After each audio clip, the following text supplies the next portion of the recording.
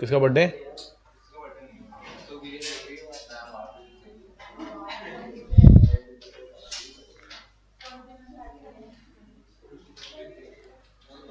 यहां तक अपन आ गए थे, जहां तक मुझे याद आ रहा है, शायद कैजुअल वर्कर्स को नहीं, यहां तक है ना? हाँ, ये हो गया था ना। चलो, उसके बाद में अपने को पढ़ना था यहां से। करेंगे करेंगे, रैंडमली चेक करेंगे बेटा, ऐसे नहीं। रैंडमली क्या होता है ना, एक होता है सरप्राइज। अब फरवरी का महीना आ गया, अब तो सरप्राइज ही सरप्राइजेस है। सो एक सरप्राइज तो तुम्हें मिलेगा तुम्हारी वाली पार्टी से, एक मैं दूंगा तुम्हें। अपना भी थोड़ा बहुत प्रेम तो है ना, है ना? मंडे को दूंगा बेटा। हाँ, अरे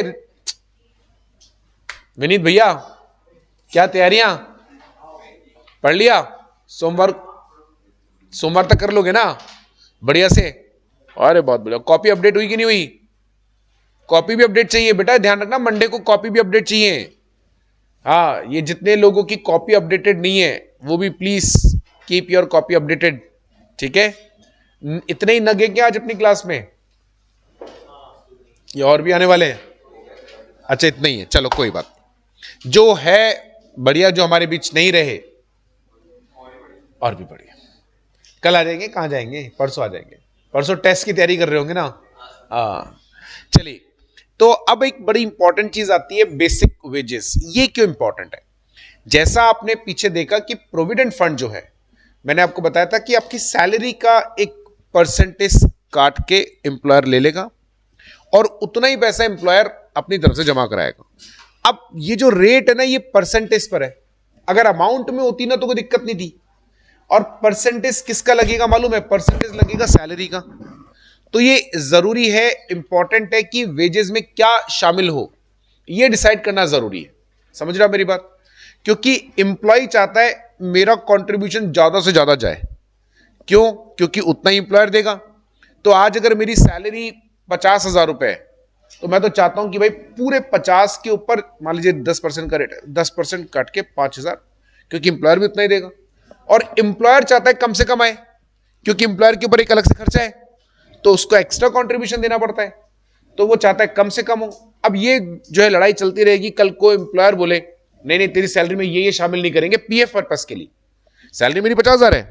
अब वो सैलरी जो बनती है ना, आप जब आपने अगर इनकम टैक्स में सैलरी हेड आपका आ गया है, अभी आ गया ना या आएगा? भी आ गया। तो सैलरी हेड में आपने देखा होगा सैलरी में कितने कंपोनेंट्स होते हैं। बेसिक सैलरी है, फिर कई तरह के अलाउंसेस होते हैं, कई तरह के परक्यूजिट्स होते हैं। अलाउंसेस में भी बहुत सारे अलाउंसेस होते हैं, यूनिफॉर्म अलाउंस है, हाउस रेंट अलाउंस है, और डीएनएस अलाउंस है, एक्सेट्रा एक्सेट्रा। बहुत सारे परक्यूजिट्स होते हैं। तो सैलरी स्प्लिटेड होती है। अब एम्प्लॉयर आपको एंड टाइम पे बोल दे कि भाई मैं पीएफ के लिए जो तेरी सैलरी पकड़ूंगा उसमें ये अलाउंस नहीं लूंगा, ये परक्यूजिट नहीं लूंगा, मुझे सब कुछ मिला मिलू के 50,000 मिल रहा है। एम्प्लॉयर कहता है पीएफ के लिए जो तेरी सैलरी पकड़ूंगा वो पकड़ूंगा तेरी 32,000 रुपए। मैंने क्यों? बोले देख, सैलरी में तेरे हम ये वाला अलाउंस शामिल नहीं करते, ये नहीं करते, ये नहीं करते। अरे तू तो 32 पकड़ लेगा प्रभु, 32 का 10% 3200 रुपए, और 3200 तू मिलाएगा 6400। अगर तू 5,000 50,000 सैलरी पकड़ता तो मेरा पीएफ जा रहा होता दोनों को मिला के 10,000। तो तूने तो मेरा सीधा सीधा 3600 रुपए का नुकसान करा दिया। ये तो गलत बात है ना। तो अब ये लड़ाई खत्म कैसे हो? एक्ट ने कहा खत्म करते हम बताएंगे कि पीएफ के पर्पस के लिए सैलरी में क्या लेना है और क्या नहीं लेना है, यानी किन चीजों को आप सैलरी का पार्ट मानोगे। लड़ाई मुद्दा ही नहीं है। अब अगर एम्प्लॉयर इसके अलावा आपको कुछ भी दे रहा है, वो दे, उसको ले लो, पर सैलरी में शामिल मत करना। समझ गया मेरी बात? सैलरी में शामिल मत करना, मतलब पीएफ के लिए जो सैलरी पकड़ोगे ना उसमें। ये बात भेजे में जा रही है, आसान है। देखो क्या क्या आएगा। अच्छा, एक बात और याद रखो बेटा, देखो मैं जो बोलूं ना उसको सुनना तो आपको है, जो आप सुनते भी हो अच्छे से। जरा कोशिश करो उसको इवैल्यूएट करके सवाल पूछने की, ऐसा जो थोड़ा सा मतलब ना वो चीज पे फोकस ज्यादा होना चाहिए जो यहां नहीं लिखी हुई है। आपके सवाल ही आपका बेसिक नॉलेज है, क्योंकि जो ये हम पढ़ाते हैं, जो लिखा हुआ है यहां पे, ये तो देखो आपके पास हमेशा रहेगा। इसको तो आप कभी भी पढ़ लोगे, सुन भी लिया आपने। ऐसा कोई सवाल हमेशा फोकस करो, ढूंढने की कोशिश करो कि जो सवाल यहां नहीं लिखा, वही हमारा यूज है। वरना फिर हमारा कोई फायदा नहीं। हम लोग आ रहे हैं पढ़ के चुपचाप यहां पे पढ़ा देते हैं, खत्म का। तो टीचर का खून निचोड़ना सीखो। टीचर को ऐसा कर दो क्लास में आने से पहले डरे, उसको खौफ लगे कि यार ये इंटर की क्लास में जाऊंगा ना तो ये साला खा जाएंगे मेरे को, ये पता नहीं कहां कहां से सवाल निकाल के लाते हैं। ऐसा खौफ हमारे मन में पैदा होना चाहिए। सारा खौफ हम ही थोड़ी पैदा करेंगे तुम्हारे मन में, एग्जाम का थोड़ा हमारे मन में भी तो आना चाहिए ना, पैसा तो हम भी ले रहे हैं ना पढ़ाने का। तो ऐसा सवाल ढूंढो कि लगे कि यार ये तो भाई साहब गजब सवाल पूछ लिया यार, ये तो भाई पढ़ के आना पड़ेगा इस क्लास में। तो उसके लिए क्या करना है, उसके लिए कुछ नहीं करना, फोकस, अच्छे से फोकस करो। देखो कोई ऐसी चीज तो नहीं है कि सर जब इसको हम प्रैक्टिकली प्रोविजन को हम लगाएंगे तो ये दिक्कत आ सकती है, या मुझे लगता है इसमें ये चीज मिसिंग है, ये होना चाहिए था, या ये क्यों नहीं है, ऐसा कोई सवाल, ठीक है, आ जाएगा। थोड़ा सा कंसंट्रेशन से पढ़ोगे, धीरे धीरे प्रैक्टिस डेवलप हो जाएगी।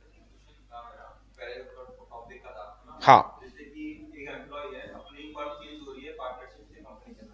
ठीक है।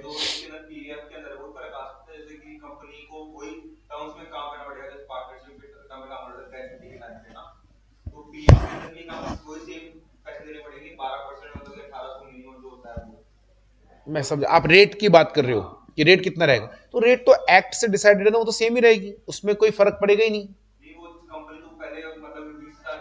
आप समझे नहीं, सैलरी की बात कर रहे हो या रेट का? आप डिफरेंस किस चीज का पूछ रहे हो, कि सैलरी में डिफरेंस आ जाएगा या पीएफ की रेट में फर्क आ जाएगा? सेम ही रहेगी, वो तो एक्ट से डिसाइडेड है। अमाउंट किसका, अमाउंट पीएफ का या सैलरी का?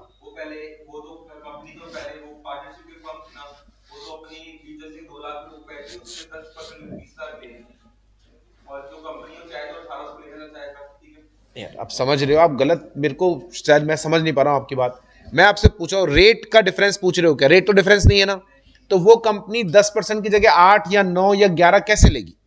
तो रेट सेम रहेगी। अब पीएफ में डिफरेंस कब आएगा? जब सैलरी में डिफरेंस आएगा। रेट जब सेम है तो पीएफ के अमाउंट में डिफरेंस तो सैलरी की वजह से आएगा। सैलरी, आप ये कहना चाहते हो कि क्या उस ऑर्गेनाइजेशन में जाके मेरी सैलरी कम हो जाएगी? सेम रहेगी या ज्यादा होगी? कम नहीं होगी। जब कभी भी किसी भी ऑर्गेनाइजेशन को टेक ओवर किया जाता है, ठीक है, तो कभी भी उसके जो एग्जिस्टिंग इंप्लॉइज हैं, उनके जो एग्जिस्टिंग बेनिफिट्स होते हैं वो कभी रिड्यूस नहीं किए जाते। यानी आज अगर मान लीजिए आईसीआईसीआई बैंक एक्सिस बैंक को एक्वायर कर ले, तो एक्सिस बैंक के जो इंप्लॉइज हैं उनको अभी जो सैलरी मिल रही है, जो भी बेनिफिट्स मिल रहे हैं, वो एज इट इज यहां आएंगे, कम तो नहीं होंगे, उतने ही आएंगे। अब सैलरी अगर उतनी है और पीएफ की रेट भी उतनी है, तो पीएफ के अमाउंट में डिफरेंस कैसे आएगा? मतलब किस रीजन से आएगा, मैं वो नहीं समझ पा रहा हूं। हाँ देना पड़ेगा पीएफ, तो उससे वो अगर मर्ज नहीं तो क्या अभी आईसीआईसीआई बैंक अपने एम्प्लॉय को पीएफ नहीं दे रहा होगा क्या? आपको सवाल मेरे से ये पूछना, आपका सवाल का डाउट आंसर मिल गया? नहीं, पहले मैं इसी सवाल पे जा रहा हूं, ये सवाल तो क्लियर हो गया ना। आपको इसमें सवाल बताया क्या पूछना चाहिए था? आपको सवाल ये पूछना चाहिए था इसके अंदर कि सर मान लीजिए अगर इस ऑर्गेनाइजेशन से निकलकर मैं दूसरे में गया, अब जिसमें हम काम करते थे वहां पर एम्प्लॉय थे 22, ठीक है, अब नए ऑर्गेनाइजेशन में कन्वर्ट हो रहा है, मतलब कोई कंपनी मुझे एक्वायर कर रही है। सामान्य तौर पे जब कोई भी कंपनी दूसरी कंपनी में जाती है तो एम्प्लॉयज का ऑप्शन होता है कि आप नई वाली कंपनी में चले जाओ या नौकरी छोड़ दो, ये ऑप्शन होता है। अब मेरी कंपनी, वो जो कंपनी उसमें पहले से 6 एम्प्लॉय है, यानी उसके ऊपर पीएफ नहीं लग रहा, तो वो तो एग्जाम्प्टेड है अभी तक। हमारे यहाँ 22 एम्प्लॉय थे, हमारे ऊपर पीएफ लगता था, लेकिन जब हमारी कंपनी उस कंपनी में मर्ज हुई तो हमारे 10 एम्प्लॉय छोड़ के चले गए, करेक्ट? कितने रह गए? 12। उधर गए कितने हुए? यानी अभी भी 20 से कम है, तो क्या मुझे पीएफ मिलेगा ना? ये सवाल आपको पूछना था। ये होता है यूनिक क्वेश्चन, इसको बोलते हैं यूनिक क्वेश्चन कि सर अब, और ये सारी चीजें देखो पॉसिबल हैं, क्योंकि जब ऑर्गेनाइजेशन कहीं जाता है तो एम्प्लॉय छोड़ के जाते हैं। मेरे को नहीं जाना नए ऑर्गेनाइजेशन, मैं जैसे आज एक्सिस बैंक है, वो आईसीआईसीआई मर्ज हो रहा है, अब एक्सिस बैंक का कर्मचारी वो कहता है मैं नहीं करूंगा आईसीआईसीआई बैंक में काम, तो भाई नौकरी छोड़ दे, क्योंकि एक्सिस बैंक तो बंद हो रहा है, तो नौकरी छोड़नी पड़ेगी ना। चला गया छोड़ के, तो 22 में से 10 एम्प्लॉय चले गए छोड़ के, चले गए, कितने रह गए? 12। अब नया ऑर्गेनाइजेशन कहता है साला मैं पीएफ क्यों दूं, मेरे तो 20 से कम एम्प्लॉय हैं, मेरी गलती क्या है? बात उसकी भी सही है, लॉजिकली कह रहा है, इलॉजिकल तो नहीं कह रहा। हाँ, पहले से उसके ऊपर पीएफ लग रहा होता तो फिर हमने कहा एक बार लग गया तो बाहर नहीं आते, उसके ऊपर तो कभी लगा ही नहीं। अब क्या होगा? अब तुमने नहीं पूछा सवाल, अब तुम बताओ मेरे को क्या होगा। ये होता है केस स्टडी। आपने जो सवाल, देखो मैं आपके सवाल को क्रिटिसाइज नहीं कर रहा हूं, लेकिन मेरी बात सुनना एक ध्यान से ना। कभी भी अगर हम तुम्हारे सवाल को ऐसा बोले ना, ये बेकार सवाल है, घटिया सवाल है, तो बुरा नहीं मानना, ईगो पे नहीं लेना, क्योंकि अगर हम ऐसा नहीं बोलेंगे ना तो तुम कभी भी अच्छे सवाल पूछना सीख नहीं पाओगे। आप मेरी बात समझो जरा। तो कई बार बच्चे का ईगो हट हो जाता है कि अरे यार मेरे सवाल को सर ने ऐसे बोल दिया, घटिया सवाल है, तेरा गंदा सवाल है, हम बोल देते कभी, लेकिन वो जरूरी है। वरना अगर मैं उस सवाल की तारीफ करूंगा तो तुमको क्या लगेगा, यार मैंने बढ़िया सवाल पूछा। तुम अगली बार सवाल ऐसे ही पूछोगे, और मैं नहीं चाहता ऐसे पूछो, तुम वैसे सवाल पूछो जो टिपिकल है। तो आपका सवाल जो ना वो इलॉजिकल इसलिए था क्योंकि आपने बिना सोच के पूछा। क्यों सोच के पूछा? कि आप पहले खुद एनालाइज करते कि यार रेट तो चेंज हो नहीं सकती, क्योंकि रेट तो एक्ट में दे रखी है, वो हमारे हाथ में नहीं है, और सैलरी कम होगी नहीं, तो आखिर पीएफ के अमाउंट में डिफरेंस आएगा कैसे, क्या बेसिस होगा। आप समझ रहे मेरी बात? अगर आप ये एनालाइज कर लेते ना तो आप ये सवाल मेरे से पूछते ही नहीं। आप समझ गए मेरी बात? तो ऐसा नहीं सोचना यार मेरे सवाल को क्रिटिसाइज करके या उसको, ऐसा नहीं। हमारा पर्पस ये कि आप अच्छे सवाल पूछो। हाँ, दूसरा सवाल पूछे आप।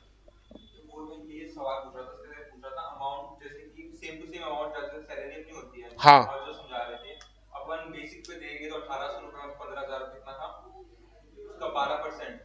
नहीं नहीं, 1800 1500 में समझे। हाँ,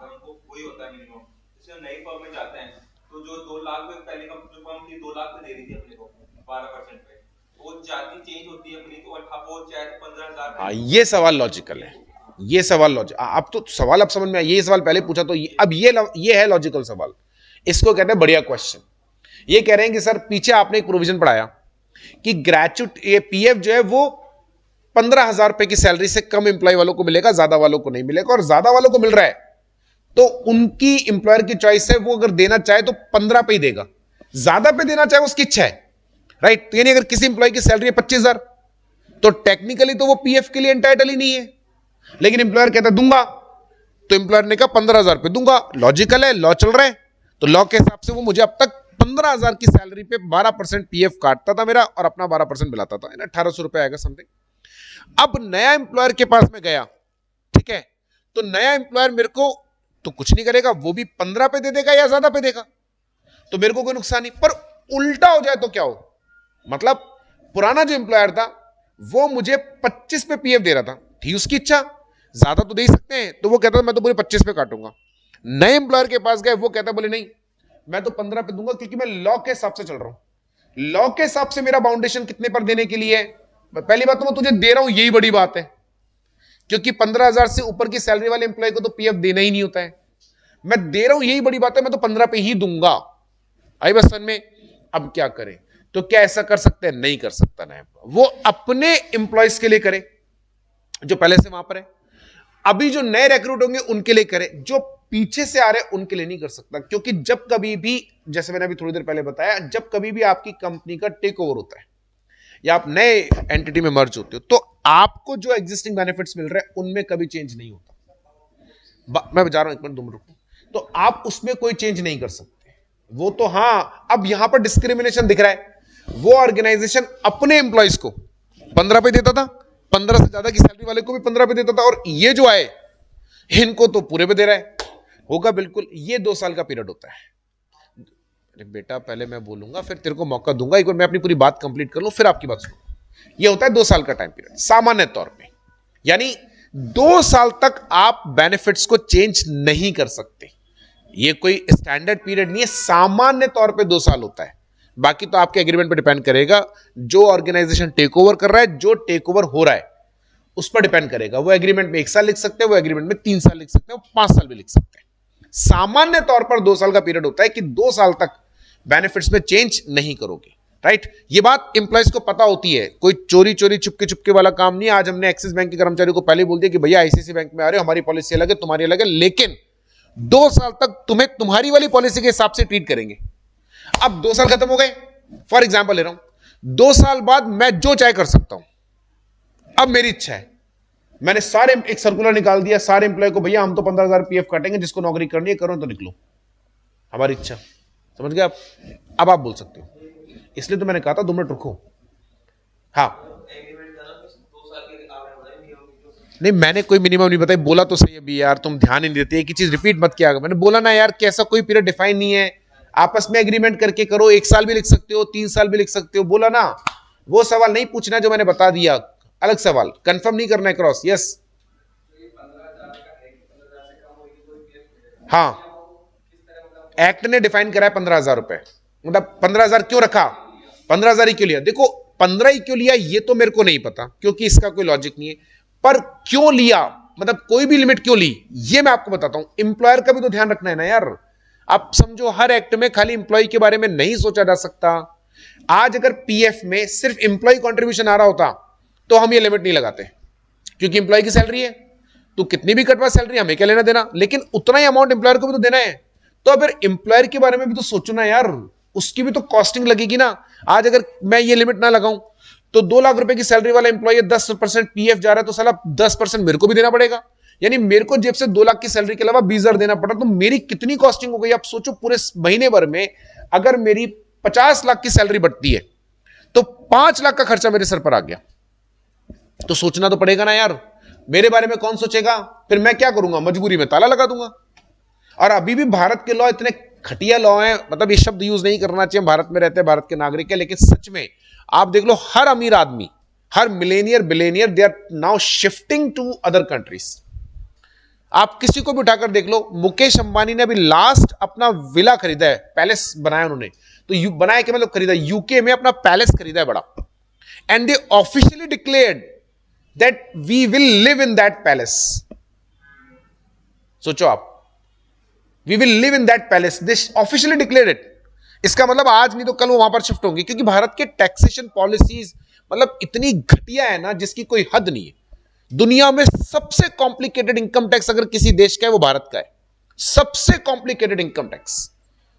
थाईलैंड में आप जाएंगे, वहां पे tourism is the main industry, business, वहां पे पढ़ाई लिखाई ज्यादा नहीं है, बहुत कम लोग पढ़े लिखे हैं, तब भी सिंपल टैक्सेशन है आपकी इनकम का 10%, वहां कोई टैक्स की चोरी नहीं करता। भारत में कुल मिलाकर 1% लोग इनकम टैक्स देते हैं। आप सोच के देखिए कितनी कितनी बेवकूफी भरी बात है कि 150 करोड़ की पॉपुलेशन में मात्र 1% लोग इनकम टैक्स दे रहे हैं, और कम से कम 17% लोग वो हैं जो टैक्सेबिलिटी में आ रहे हैं लेकिन बच रहे हैं। मेरी सैलरी है 5,25,000, मैं जानबूझ के सैलरी को शो करने की कोशिश कर रहा हूं 4,90,000, क्योंकि निर्मला ताई ने एक प्रावधान बना रखा है कि भैया 5 लाख से कम की अगर सैलरी है तो टैक्स नहीं लगेगा, और 5 लाख से ऊपर होते ही सीधा 10% टैक्स, यानी 5,25,000 की सैलरी पे 52,000 का टैक्स जाएगा मेरा। अब मैं 52,000 का टैक्स 25,000 की सैलरी कम करके दिखा देता हूं ना, तो आपने अपना 52,000 का नुकसान करा लिया। क्या बेवकूफी है, सोचो आप, है ना। तो इसीलिए पहले ही इतने कॉम्प्लिकेटेड प्रोविजन है, अगर आपने ये और डाल दिया ना, 15,000 हटा दिया, तो भाई साहब एम्प्लॉयर बोल रहा है सर जॉनसन एंड जॉनसन का ताला, ऑप्शन ही नहीं है मेरे पास, क्योंकि 5 लाख रुपए इनका पीएफ दूंगा हर महीने, हो लिया मेरा तो काम, यानी साल की 60 लाख रुपए मेरी कॉस्टिंग बढ़ गई, नहीं करना धंधा बंद। अब संभालो बैठ के 200 लोगों को जो मैंने रोजगार दे रखा था ना, अब तुम संभालो इन्हें बैठ के, मैं तो कहीं नौकरी कर लूंगा, मैं तो चला जाऊंगा दुबई। दुबई में सिंपल टैक्सेशन है, अरे है, तुमको नहीं पता है, तुमको ये बताया गया होगा नहीं है, लेकिन है। ऐसी कोई कंट्रीज दुनिया में नहीं है जहां में टैक्सेशन नहीं होता है, तरीका अलग है, टैक्सेशन है। अब दुबई का टैक्सेशन तो मेरे को पढ़ाना नहीं है, इसलिए उसमें ज्यादा डीप में लेके नहीं जाऊंगा, पर टैक्सेशन है। कैसे चलेगी कंट्री, वरना चलेगी कैसे बताओ, है। अब लेकिन वो तरीका अलग है, अब इसमें बहस नहीं करेंगे, क्योंकि किसी टीचर ने बताया होगा नहीं है सही, वो भी बोल रहे हैं है सही, मैं भी बोल रहा हूं। अभी तो पूरी चर्चा करेंगे तब इस पे होगी बात, तो इस पे अपन चर्चा नहीं करेंगे क्योंकि इनकम टैक्स मेरा सब्जेक्ट नहीं है, ठीक है, समझ गया मेरी बात, इसीलिए ये डालना जरूरी है। हाँ ये जरूर है कि इसको रिवाइज करें, 15,000 आज के टाइम पे यार एक पियोन की सैलरी भी 15,000 से ज्यादा होती है, तो गधे हैं बेवकूफ, ये जरूर एक बेवकूफी, रिवाइज करने की आवश्यकता है। अच्छा अभी आपको और मजेदार बात बता, आगे पढ़ाएंगे, अभी इसी एक्ट में आएगा आगे, बड़ा मजेदार पेंशन का प्रोविजन, आपको मतलब दिल खुश हो जाएगा, आपको आपको लगेगा यार ये लॉ भाई साहब best, I live in India, the law of India is the strongest law in the world. पूरे 100 रुपए पर मंथ की पेंशन मिलेगी, पूरे 100 रुपए per month, you know like 100 rupees strong, you can live your life happily lavishly, yes I can do this, पूरे 100 रुपए। And you won't believe they also made provision for the orphanage pension, orphan pension होती है एक, they made a pension provision for orphan kids, like if they are living in orphanage, orphanage समझते हो, अनाथालय, देख माता पिता दोनों एक्सपायर हो गए, so they are living in orphanage और they are living with anyone, so they also give orphanage orphan pension, that is 1/3 of the pension payable to adult, 100 rupees का 1/3।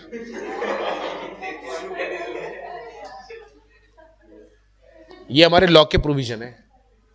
मुख्यमंत्री विधवा पेंशन योजना 1,000 रुपए पर मंथ, भाई 1,000 में सिलेंडर नहीं आता, तो दिया क्यों? दिया क्यों?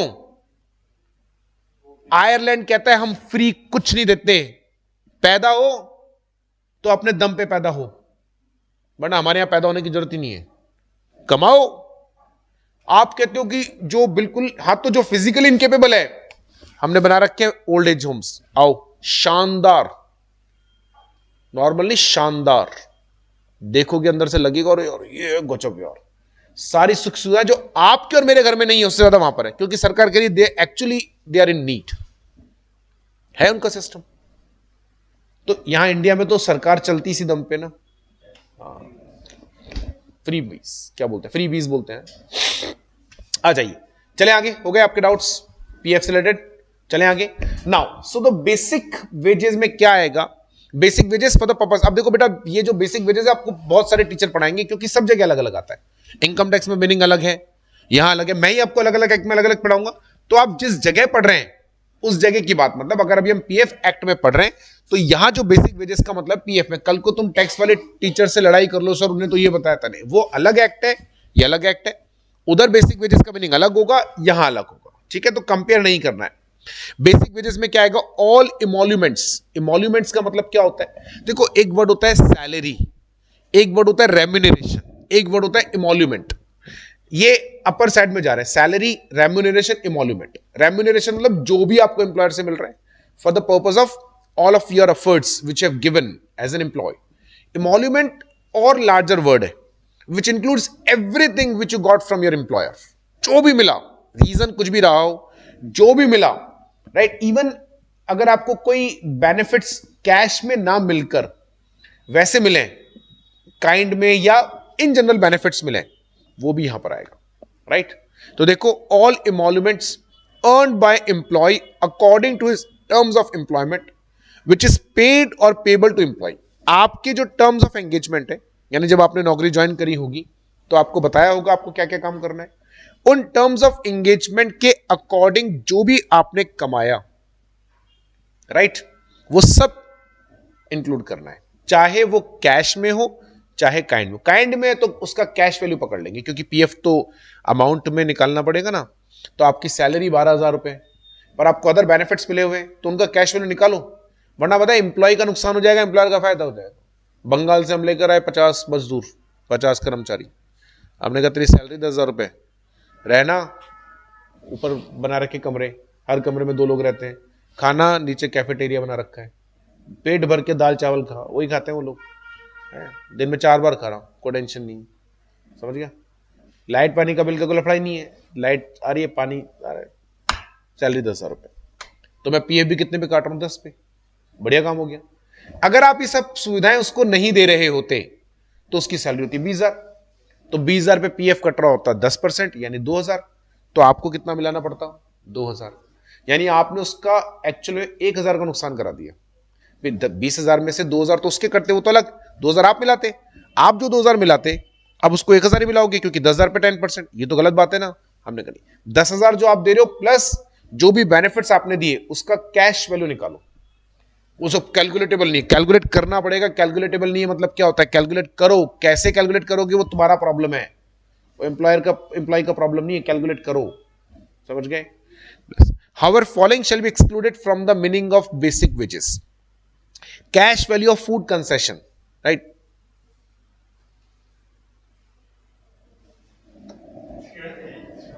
नहीं कुछ कर थोड़ी रहा हूं,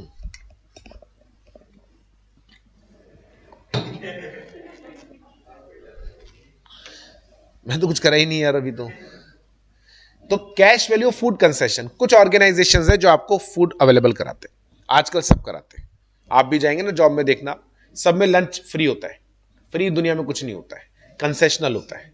कंसेशनल मतलब मान लीजिए उसकी 100 रुपए प्लेट है तो 50 रुपए आपसे लेंगे, 50 देंगे, तो ये जो कंसेशनल फूड आपको अवेलेबल कराया इसको नहीं जोड़ना सैलरी में। यानी मान लीजिए अगर टेक्निकली देखें तो कंपनी क्या करती है, वेंडर को हायर कर देती है, जैसे मैं इन्फोसिस में था, बड़ा लेविश लंच होता है, लेविश गजब लंच, उसमें भी अलग अलग होते हैं ना, साउथ इंडियन तो होता ही है क्योंकि इन्फोसिस में most of the people like south Indian, वो कहीं पे भी हो तो इडली सांभर डोसा वो तो मिलेगा, ये तो रहता ही। इसके अलावा वैसे कॉन्टिनेंटल फूड अलग लगता है, कॉन्टिनेंटल है ना, कुछ उबले हुए खाना खाने के आदी होते हैं, यू नो, गाय भैंस और एक अपना पंजाबी खाना या जो अपना देसी खाना है वो तो बड़ा लेविश लंच होता है वो, उसकी और अनलिमिटेड होता है। और चाइनीज भी रहता है, एक आध आइटम चाइनीज का होता है, नूडल्स होंगे, किसी दिन चाउमीन होगी, किसी दिन कुछ ऐसा। अब वो 100 रुपए पर प्लेट कॉस्ट है उसकी, ज्यादा ही होगी, ये तो बात पुरानी बात कर रहा हूं मैं। कंपनी आपसे क्या कहती है, 50 रुपए आपकी सैलरी से काटेगी, तो 50 रुपए कंपनी दे रही है ना एक्चुअल में, वेंडर तो पूरे 100 रुपए ले रहा है, वेंडर को देते हैं, कंपनी का कुछ नहीं होता, वेंडर 100 रुपए लेगा, तो टेक्निकली 50 रुपए जितना बेनिफिट आपको मिला महीने में, अगर आपने मान लीजिए 20 दिन खाया तो 20 इंटू 50 1000 रुपया, तो आपकी सैलरी में 1000 ऐड होना चाहिए, यानी आपकी सैलरी 50,000, लेकिन एक्चुअल में सैलरी आपकी 51,000 है, क्योंकि 2000 का तुमने खाना खा लिया, उसमें से 1000 तो तुम्हारी सैलरी से कटे, 1000 एम्प्लॉयर ने मिलाया। हमने कहा नहीं यार, खाने के पैसे लोगे क्या, ऐसी भी क्या भुखमरी आ रही थी तो मत देते खाना, मैं अच्छा खासा घर से ला रहा था, दाल रोटी ला रहा था, लेकिन ला रहा था, तुमने जबरदस्ती मेरे को इडली सांभर डोसा चाइनीज कॉन्टिनेंटल और ये गाय भैंस वाला खाना और ये सब, ये मैंने मांगा था क्या, तो जब मैंने मांगा नहीं, तुमने जबरदस्ती दिया, 50 रुपए और काट रहे उसके, तो साला उल्टा मेरा तो पीएफ गया ना, नहीं चाहिए खाना। हमने कहा नहीं जोड़ रहे खाने का पैसा, घबरा मत, देखो हटा दिया हमने, एक्सक्लूड कर दो। आगे आओ, कैश वैल्यू, डीए नहीं जोड़ना, एचआरए नहीं जोड़ना, over time allowance, commission, bonus. अब देखो ओवर टाइम कमीशन और बोनस को हटाने के पीछे तो रीजन है, क्या रीजन है, ये रैकरिंग नहीं होते हैं, बोनस कमीशन या जो ओवर टाइम है कभी कभी मिलते हैं, तो रैकरिंग पार्ट नहीं है सैलरी का, तो नहीं ले सकते। डीए एचआरए क्यों हटाया, देखो डीए जो होता है ना, एचआरए और डीए ये सिटी के हिसाब से चेंज होता रहता है। डीए एचआरए ऐसा नहीं होता है कि नहीं आप सेम इंप्लॉय हो, अभी आप जयपुर में हो तो आपका डीए एचआरए अलग होगा, यदि कंपनी उठाकर आपको पोस्टिंग कर दे बॉम्बे में, डीए एचआरए आपका बढ़ जाएगा। आपको उठाकर शिफ्ट कर दिया मान लीजिए चोमू में, कम हो जाएगा। तो ये डीए एचआरए चेंज होता है एज पर सिटी, इसीलिए इसको शामिल नहीं कर सकते, क्योंकि पीएफ का अमाउंट बार बार चेंज होगा, फिर आप चिचियाओगे कि यार पहले जयपुर में था तो ज्यादा था, चोमू में शिफ्ट कर दिया, साला एक तो चोमू में शिफ्ट कर दिया और कोई जगह नहीं मिली इनको, मेरे को चोमू बना दिया, ऊपर से आपने मेरा पीएफ भी कम कर दिया। अब उसको कैसे समझाएं कि यार डीएचआर, तो हमने कहा एक काम करते हैं, डीएचआर को सैलरी में लेते ही नहीं है, बाकी सारे अलाउंसेस पे कोई फर्क नहीं पड़ता, जैसे यूनिफॉर्म अलाउंस है राइट, या कोई और भी अलाउंस है, उस पर कोई फर्क नहीं पड़ता अगर आपका शिफ्टिंग कहीं और होता है, इसीलिए इनको आपको सैलरी में शामिल नहीं करना है for the purpose of PF. Logic समझ में आ रहा है, सब लॉजिक पे चल रहा है, बिना लॉजिक के कुछ नहीं चलेगा। लास्ट, आपको एम्प्लॉयर से कुछ गिफ्ट्स मिले हैं। देखो भाई कई बार क्या होता है ना, किस्मत अच्छी होती है, एम्प्लॉयर गिफ्ट दे देता है। जैसे सूरत में एक हीरा व्यापारी है ढोलकिया जी, बड़े मजेदार आदमी है, हर साल दिवाली पर अपने एम्प्लॉयज को कुछ ना कुछ देते हैं, और हल्का फुल्का नहीं, तुम सोच रहे हो वो 50 रुपए का है 200 रुपए का सोन पापड़ी का डिब्बा दे देंगे, बड़ा, किसी को कार गिफ्ट करते हैं, हाँ, किसी को घर गिफ्ट करते हैं, पूछते हैं तेरे पास कार नहीं है, दिवाली पे कार ले ले, घर नहीं है घर ले ले, और जिसके पास घर और कार दोनों हैं, कैश, ज्वेलरी 5 लाख की, 5 लाख की ज्वेलरी, पूछते तेरी पत्नी जी से कौन सी ज्वेलरी चाहिए, दिया उन्होंने सही में। अब यार इसको पीएफ में जोड़ोगे, एक तो आदमी गिफ्ट दे, है ना, मतलब बड़ा अजीब हो गया, सामने वाला गिफ्ट दे रहा है आपको, किसी ने गिफ्ट में कार दिया, बोले पेट्रोल तो डलवा के दे। अरे यार ये कोई बात है क्या, आपने गर्लफ्रेंड को घड़ी गिफ्ट करी, बोले सेल खत्म हो गया, मोबाइल गिफ्ट किया, बोले रिचार्ज खत्म हो गया। अब यार ये तो बेवकूफी हो गई ना यार, तो भैया गिफ्ट पे पीएफ नहीं मिलेगा, इसलिए गिफ्ट को हटा दिया, समझ गए, सिंपल है। अगर एम्प्लॉय की सैलरी 15,000 से ज्यादा है तो जैसा हमने कई बार बताया, are not eligible for provident fund. However if employer wants to contribute then he is liable to contribute, liable word लिखा है देखो, लायबल यानी लॉ के हिसाब से binding effect, to contribute only on salary of 15,000। आप चाहो तो पूरी सैलरी पे, तो वो आपकी इच्छा है, लायबिलिटी की बात करते हैं लॉ में, वो 15,000 के ऊपर है, ठीक है। Now amount of the contribution, what will be the amount of the PF? Employees contribution will be 12% of salary. Employee में contribute higher amount और lower amount आपको अपनी इच्छा से, लेकिन lower contribute करोगे तो नीचे रूल क्या है, employer equal contribution but maximum 12%, ठीक है। तो अगर कल को आपने contribute करा 9%, तो employer भी कितना करेगा, 9, ये आपने नुकसान करा लिया। 11% कंट्रीब्यूट करोगे, एम्प्लॉयर भी 11, 12 करोगे, एम्प्लॉयर भी 12, आप 15% कंट्रीब्यूट करोगे, एम्प्लॉयर, आप 100% करोगे, एम्प्लॉयर। तो कम मत करना, 12 से नुकसान करा लोगे अपना, ज्यादा कर सकते हो अगर आपको लगता है कि भाई मेरा कम में काम चल रहा है, बढ़िया है, पीएफ में डालो पैसे है। अरे नहीं रे बेटा, लायबिलिटी की बात कर रहा है या लायबल? 15,000 का 12%, अगर आप 12% कंट्रीब्यूट कर रहे हो तो, यदि आप कम कर रहे हो तो कम ही देगा फिर वो, ठीक है। दूसरी बात, जरूरी नहीं 15 का ही दे, ज्यादा का भी दे सकता है, वो उसकी इच्छा है, ठीक है, क्लियर, पक्का। आ जाओ, see this percentage shall be of the pay of employ, जिसमें हमने ऊपर जैसा बोला बेसिक वेजेस डीए, ये मैं आपको भी समझाता हूं, पहले आप इसको नोट डाउन कर लें, ये बेसिक वेजेस का मीनिंग नोट डाउन कर लीजिए आप।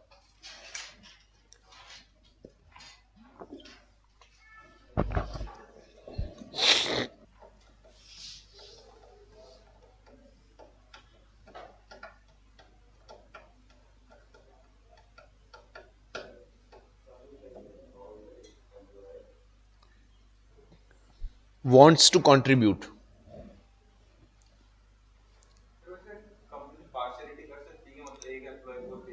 यार देखो कर तो सकती है, कैसे, अमाउंट को लेकर कर सकती है, तो टर्म्स ऑफ एंगेजमेंट पे डिपेंड करता है, करती है, कर सकती है, क्या बहुत करती है कंपनी, कर सकती है। तो आपको अपने टर्म्स ऑफ एंगेजमेंट को ढंग से पढ़ना चाहिए अपॉइंटमेंट एक्सेप्ट करने से पहले, क्योंकि आपके भी साइन होंगे।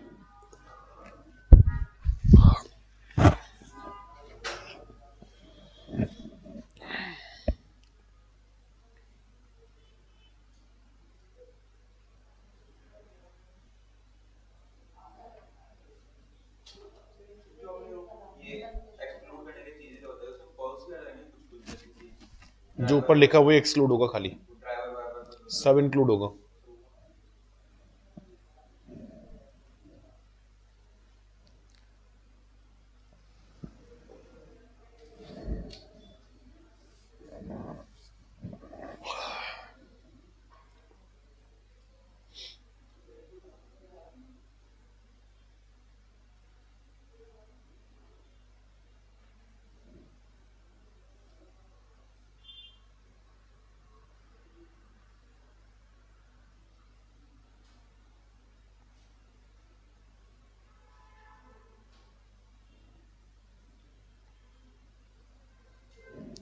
ये नीचे वाला भी लिख लो, दिस परसेंटेज शेल बी पे ऑफ एम्प्लॉय, ये भी लिख लो, मैं समझा, लिख लिया, चलो बहुत बढ़िया, हो गया बेटा सबका।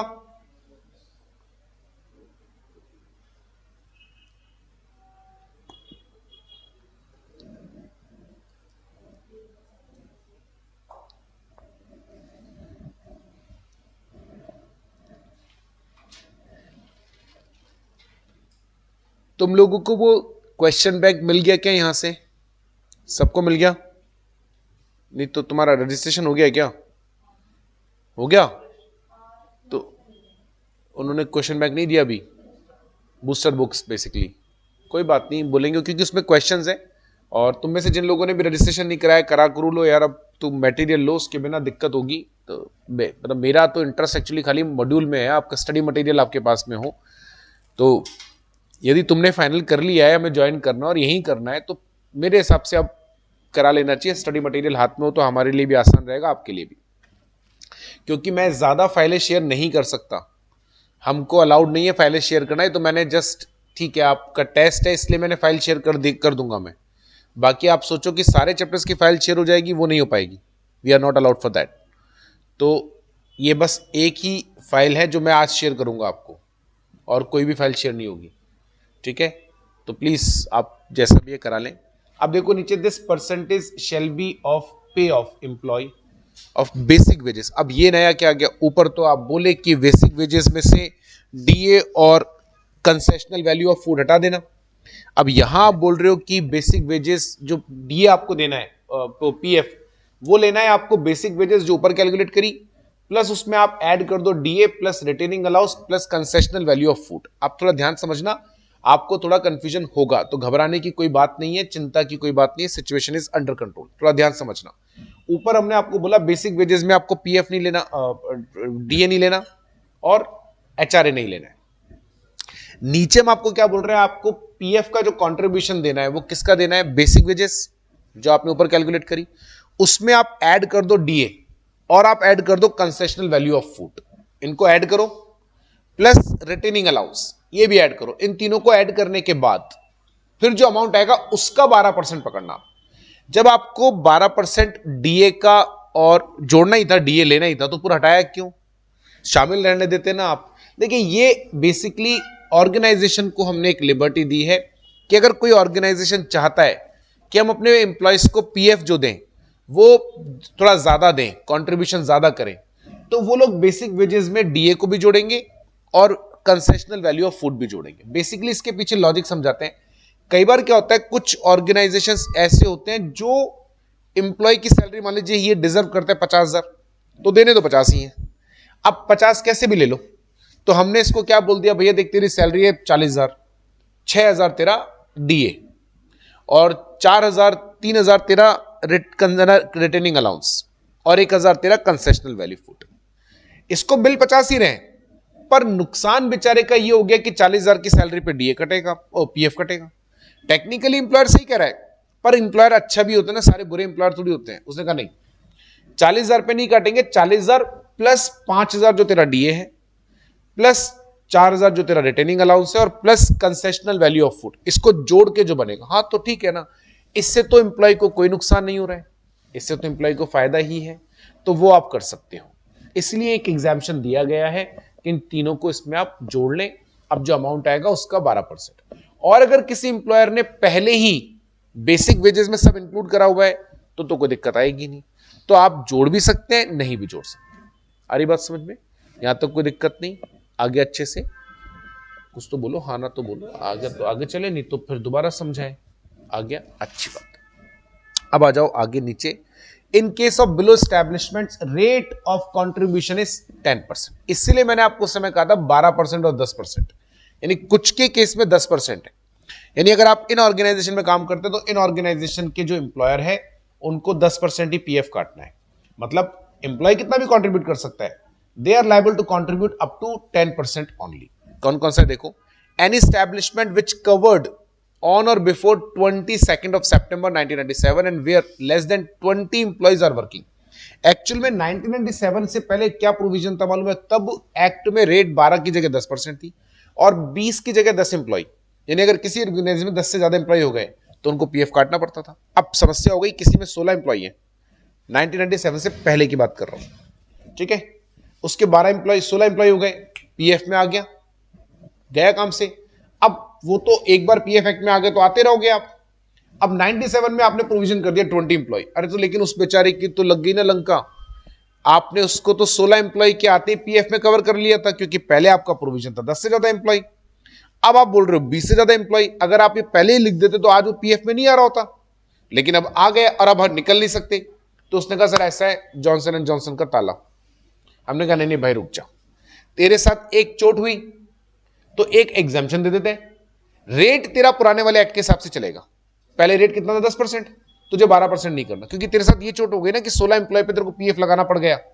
अगर नए वाले एक्ट के हिसाब से चलते 97 के हिसाब से तो तेरे को नहीं आ रहा होता पीएफ में, कोई बात नहीं, तो तेरा रेट भी पुराना वाला ही चलेगा, इसलिए उनके 10% से ही चलता रहेगा, ठीक है।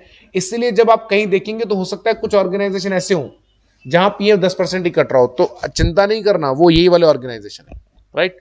सेकंड है सिक कंपनी। सिक कंपनी मतलब बीमार कंपनी, फाइनेंशियल हालत जिसकी खराब है, बीमार मतलब उसको वायरल नहीं हुआ है, बीमार मतलब जिसकी फाइनेंशियल पोजीशन खराब है, वो पीएफ दे रही है, यही बड़ी बात है, वो सैलरी दे रही है, यही बड़ी बात है, आपको उसमें भी पीएफ दे रही है और आप उसमें भी नखरे दिखा रहे हो 10 नहीं 12 लेंगे, वो 10 दे रही है, वो बड़ी बात है। ताला लगा दिया ना अभी तो सारे बेरोजगार हो जाओगे, तो हमने कभी आप 12% मत दो, आप 10%। Third, any company whose accumulated losses of financial statements are greater than net assets। यदि आपके losses फाइनेंशियल एसेट से ज्यादा है, नेट एसेट से ज्यादा है, तो भी 10%। ये भी एक तरीके से बस सिक कंपनी बनने की राह पे है, क्योंकि एसेट्स अगर कम हो जाए, लायबिलिटीज ज्यादा हो जाए, तो आप या तो बाहर आ जाओगे या तो बीमार बनोगे, तब करना पड़ेगा, अभी से कर दो। And the last, few category of establishment which is allowed by the central government to contribute 10%, bidi industry, brick, ईंटें जहां बनती हैं, कॉयर जानते हो क्या होता है, नारियल होता है, उसके ऊपर का छिलका नहीं होता, उसको बोलते कॉयर। अच्छा, अब सवाल उसकी है, हाँ बहुत सारी चीजें बनती है। तो जिन इंडस्ट्रीज में वो प्रोसेसिंग होती है उससे रस्सी बनती है, सोफा सेट बनता है, गद्दे बनते हैं, गद्दे बनते हैं उनसे, और बहुत ही अच्छे गद्दे नहीं बनते, सॉफ्ट नहीं होते, लेकिन हीट है ना, वो सरी मतलब कोल्ड एब्जॉर्वर होते हैं बहुत अच्छे, तो उसमें गर्मी बहुत होती है, राइट। तो गाय भैंसों के लिए यूज करते हैं, इंसान भी कर सकते हैं, पर वो उनके लिए बनते हैं जनरली। बहुत सारे प्रोडक्ट्स बनते हैं, रस्सियां बनती है जैसे भैया ने बताया। और इंडस्ट्री में ग्वार गम क्या होता है, ग्वार तो जानते हो, मिलेट होता है बेसिकली, ग्वार is a kind of millet. और ये जो ग्वार है, इसको जब निकालते हैं तो उसके साथ एक पेड़ से वो निकलता है, तो अपने आप में एक गम होता है बेसिकली। आपने गोंद खाई है, गोंद, गोंद के लड्डू, अब याद आई, हाँ वैसा ही इसमें निकलता है, वो नहीं होता है, वैसे ही निकलता है। वो काम आता है, बहुत सारी चीजें काम में आता है, कैटल फीड बनाने के काम में आता है। उस वाली इंडस्ट्री में भी नहीं लगेगा, 10% लगेगा मतलब, ठीक है। तो ये आपको ध्यान में रखना है। यहाँ तक कोई दिक्कत किसी को, बड़े तरीके समझ में आ गया। अब देखो एक बार इसको तो तुम लिख ही लेना अभी, और एक बार नोट्स में देख लेते हैं क्या क्या हमने पढ़ लिया, क्या क्या रह गया। देखो एक्ट किन किन का एप्लीकेबल होगा ये मैंने आपको पढ़ा ही दिया, जिन जिन पे नहीं लगेगा वो पढ़ा दिया। जुडिशियल प्रोनाउंसमेंट्स अभी कुछ काम के नहीं है, जो जो काम के थे मैंने लिख दिया, जैसे कैजुअल वर्कर वाला लिख दिया मैंने वहां पे, ठीक है ना, और एक बीडी वाला लिख दिया था वहां पे। आपको इसमें नाम याद करने की जरूरत नहीं, केस लॉ की इंपॉर्टेंट नहीं है। इंप्लॉय का डेफिनेशन मैंने आपको बता दिया, नहीं बताया क्या? एम्प्लॉय का डेफिनेशन हो गया था क्या? हो गया ना ये? नहीं क्या? हाँ, तुम्हें होश ही नहीं रहता तुम्हें यार। बेसिक वेजेस कराई दिया, बस इतना ही है, ठीक है। तो अभी तुम क्या करो, तुम ये नोट डाउन कर लो, कौन सा वाला, लास्ट वाला, ठीक है। चलो, अरे ऑनलाइन वाले बच्चों को सर सलाम, सलाम सर, पेंशन प्रोविजन के अमाउंट को, अरे पूछो ही मत यार, बड़ी खतरनाक समस्या है। चलो जी, सोमवार को धूम मचाएंगे।